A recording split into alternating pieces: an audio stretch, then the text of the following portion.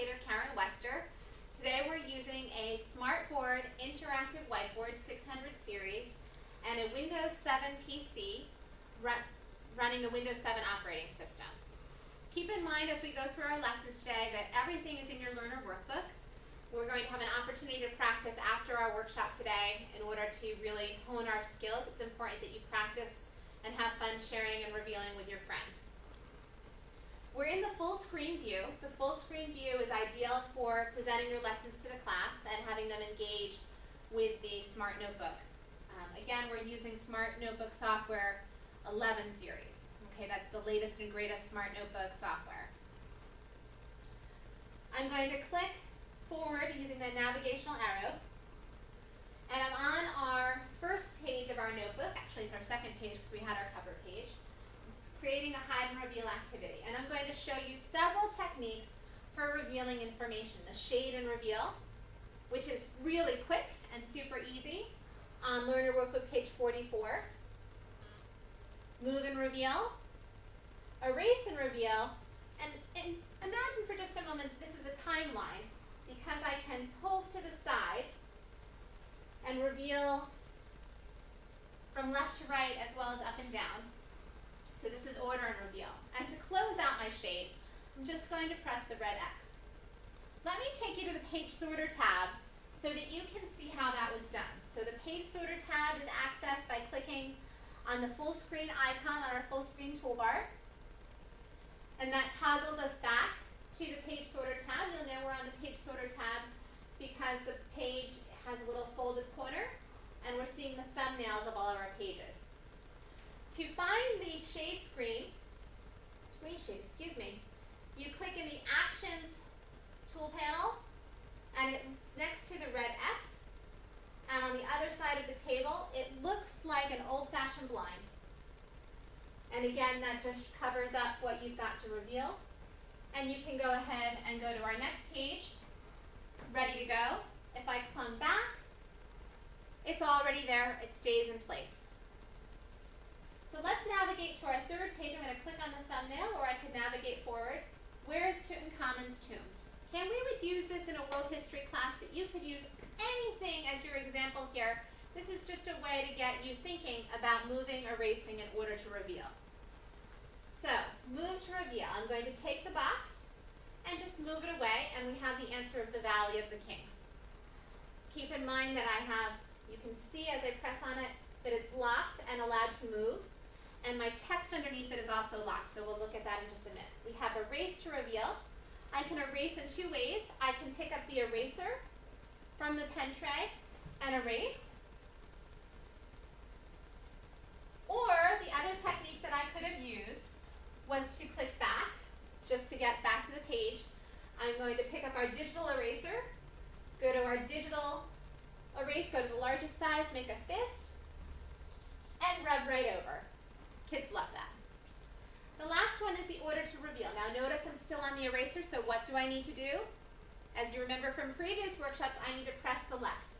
So I'm pressing select, and then I'm going to go ahead and move my rectangle down and reveal the Valley of the Kings, so you can see this layering effect. We're going to navigate to page 4. This time I'm going to use the navigation tool, the arrow pointing to the right. So we're going to create this for ourselves. Where is Tutankhamun's tomb? I can either type my text by clicking on the on-screen keyboard through the pen tray, like this, or I could click on the keyboard, which is in the Actions panel, and the reason why it's there is I actually customized my toolbar earlier by selecting the Customize tool up in the upper right-hand corner, choosing the Smart Keyboard and dragging it up, and then selecting Done. So either way, you can access the on-screen keyboard, or you could do this on your computer. So I'm going to write the Valley of the Kings. And notice it's right up here. It's up here because that's where time that I was writing, my select tool. I'm going to use the handle to adjust, the resizing handle, and I've adjusted the size of the Valley of the Kings now, so it's an easier size to manipulate. I can make it a little bit bigger by going to the resize handle, but not too big. I want to lock that in place. I'm going to click the drop down arrow, go down to locking, click on the arrow to the right, and click on lock in place. Now I'm going to go ahead and place a rectangle over the Valley of the Kings. So I'm going to click on the Shapes tool, which is next to the select arrow in the tool panel. Then I'm going to click on the rectangle in the contextual panel that has rounded curves. I'm going to go to the color palette and choose red for fill and black for line color. I'm going to pull a rectangle over the Valley of the Kings. Again, I need to remember to go back to my select tool. And now I can move this and reveal the Valley of the Kings. To make it extra safe, I can go ahead and go to locking and just click allow move. So it's not allowing it to rotate, but it is allowing it to move. The second technique was erase to reveal. So how do we do erase to reveal? Well, what I want to do is show you very quickly how to make a thick pen that can do this at any time. The trick here, remember, was covering it with digital ink. So I already made this tool, but I'm going to show you how we get it. I can click on any other tool, any other pen, go to pen properties. Okay, so now we're on line style. Choose the second to the largest size, or in this case we'll choose the largest size. Okay, and I click on white, choose Save Tool Properties, and now I've got a very large white pen.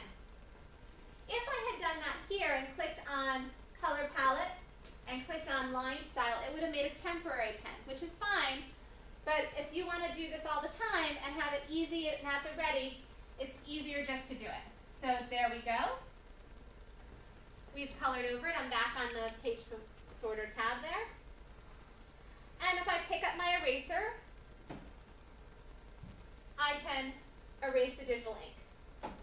And I can very simply go back to my pens, click on my large white pen, and color over it again to be ready for the next student. For order to reveal, this is a little trickier. We're going to use the rectangle that we created. But we're going to go to the select tool so that we're back on home base. Move it out of the way. We want to make a quick copy, so we're going to unlock. Go down to our drop down, click copy or Control C. Click where we want it. Right click using the pen tray. We talked about that earlier. Click paste. And I want to change my text to white. So I am going to go ahead and select the text is already selected. You can tell because it has the blue marquee around it. Now I'm going to select white, and it's going to turn the text white. I'm going to be on my select arrow again. Make sure that I'm in the right box. Drag it over. And it's actually a little bit big, so let's click on it again. Let's resize it a little so it fits within the parameters. Click on the resize handle. There we go. And if I take my box that I made before, I can move it right below and reveal the Valley of the Kings. Why did that work? That worked because we ordered the layers. Remember, we had made the layer for the rectangle before we made the layer of the white text. So it actually slid right in between. So, why would you want to hide information before talking about it? Well, you want to increase student engagement. You also want to increase student think time. So you want students to have the opportunity to think about what's going on. You want informal assessment. Why are we learning this? Well, we're learning this because 3 students in the class needed some more time to learn it. And we're learning this because it's appropriate, it's on our state of assessment test. Whatever motivation you want to hook the students, you're trying to get them to understand that this is important material. And when you're doing an informal assessment as a teacher, it's all about the learning. It's about structuring what the teachers are teaching to increase student achievement. And then there's interactivity and motivation.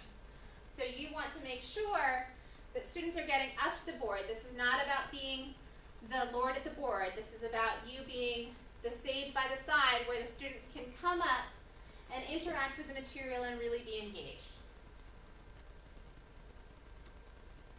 So creating a hide and reveal activity. I'm a computer teacher and a technology coordinator, and this is a very simple technique. Okay, we're using the reveal technique. I made a magnifying glass. Actually, I took it right out of the gallery. Very easy to do. You can see the word private is in blue, and I don't know if you can see it on the videotape, but when I move the magnifying glass over, the other words are in white. Now, if I click on the mouse on the pen tray to do a right click, and I click set background, which is towards the end of the page, and I change it to a solid fill, or I could have done that off the properties panel, and click blue, and we'll go back to the page sorter tab there. Now we see passwords are private. Keep your passwords secret. So how did we do that? Well, it was very simple to do. Now that we know the secret, we're going to change our background back to white, the way we had it before, which is actually, it's probably better to do no fill, so let's change it to no fill. And we're going to find a magnifying glass in the gallery, so I'm going to delete this one for right now.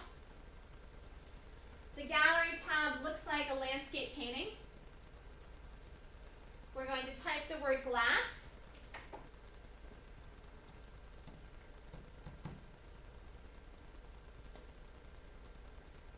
And hit search. And we're going to pull up pictures, and our pictures down, our magnifying glass looks very cool. I can drag that in, or I can double tap on it. I'm going to resize it with the resizing handle. And we have passwords are private. Keep your passwords a secret. Right now that magnifying glass is going right over top because it was the last one put in place. If I click on it and I reorder it and I send it back once, now its passwords are private. Keep your passwords a secret, and you can see that better again if I change my background by clicking set background to blue. So, passwords are private. Keep your passwords a secret. So remember, when you're talking about hide and reveal, it's all about the layers.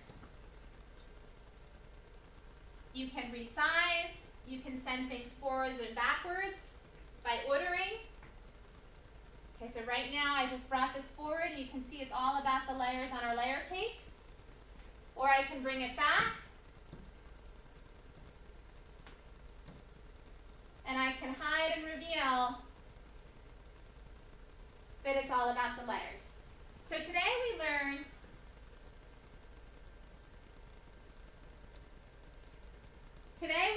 some very simple techniques, but most important, as my first grade teacher would say, we learned to hug the SmartBoard. Okay? Enjoy your SmartBoard, make interactive revealing activities, and have fun with your students. Thanks for watching.